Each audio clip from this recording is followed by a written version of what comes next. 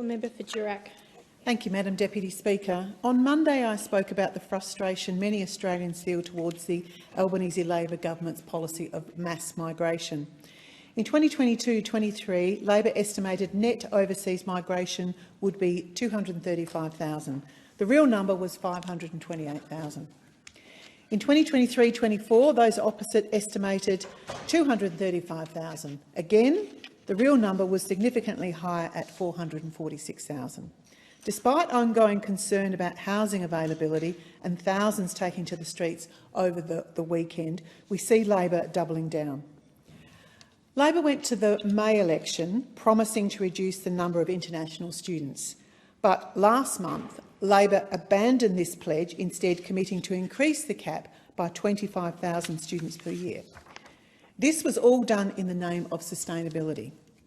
I struggle to see how relying on consistent increases is a model for sustainability for our universities, let alone for our environment, infrastructure, housing and hospital system. This week, the Minister for Home Affairs and Immigration also confirmed the Albanese government would not cut annual permanent migration from 185,000 per year.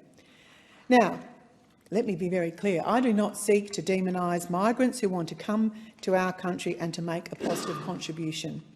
But this country desperately needs to debate whether the migration program is working for Australians.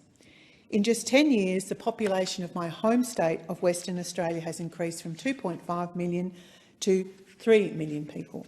This growth has primarily been driven by overseas migration. Now, I read yesterday that the Centre of Population has predicted WA will reach 3.5 million people over the next decade. Before we commit to another such rise, shouldn't we at least reflect on whether West Australians benefited from the last increase? Remember, Madam Deputy Speaker, bigger does not necessarily mean better. Ask our younger Australians whether they are better off, right here, right now. The average age of a first-home buyer is now around the mid-30s, and as house prices increase, well, it is going to become increasingly hard to pay off a mortgage without two full-time incomes. Think of what this has done for family planning. It is no wonder the fertility rate sits at 1.5 births per woman, which is the lowest rate in Australia's history. This is also a compounding problem because a low fertility rate in turn just makes us even more reliant on migration going forward. Now, we know Labor won't meet their target of 1.2 million new homes being built. This was a target set, by the way, with budget projections outlining significantly smaller numbers of net overseas migration. So supply of housing, it's not keeping up, but even if it could, let's consider what type of housing would it look like. In Perth, we already have serious concerns about urban sprawl and developments encroaching on important habitats. And I asked the member for Bullwinkle about a development proposal that she doesn't agree with in her electorate, which was approved only last year by the Environment Minister.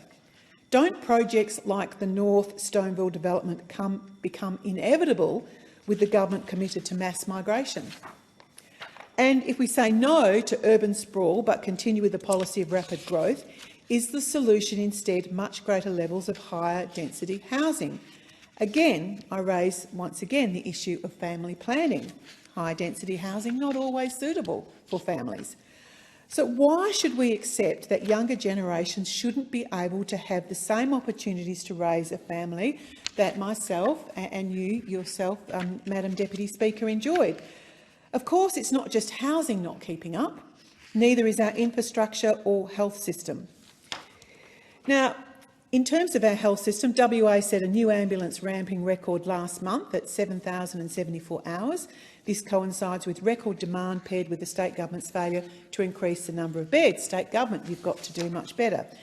Now, I want to refer to comments made by the member for Cowan, Minister Owley, just recently.